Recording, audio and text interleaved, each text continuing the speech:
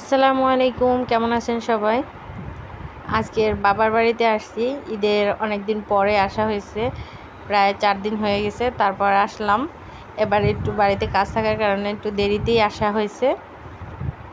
আম্মু তার জামাইয়ের জন্য আজকে রুটি পিঠা বানাবে, এর জন্য চালের আটাটাকে ভালো করে মথে নিতেছে। পরে ছোট ছোট গোল গোলগুলা মতো বানাই নিছি।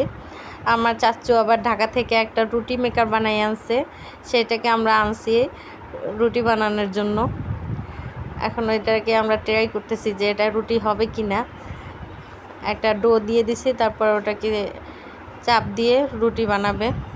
একটু টাইম লাগে, মানে 1 মিনিটের মতো একটু চাইপে ধরতে হয়।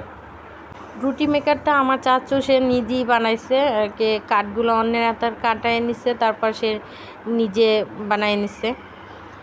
কিন্তু অনেক সুন্দর গোল হয়, মানে যেরকম শেপেরই দিই না কেন ওটা একদম গোল হয়ে যায়। আমি চাচুকে বলছি যে চাচু আমাকে একটা বানাই দিও। এই যে রুটি, এটা উঠানোর সময় একটু ভাঁজ হয়ে গেছিলো। আমরা সবগুলো রুটি ওই রুটি মেকার দিয়েই বানাইছি।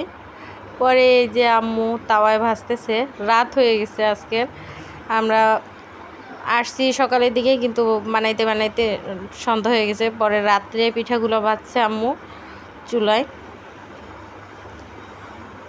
এই যে পিঠাটা অনেক সুন্দর ফুলছে। গরুর মাংস রান্না করছিল। গরুর মাংস সবাইকে দেওয়ার পরে আমি ছবি তুলছি, মনে ছিল না।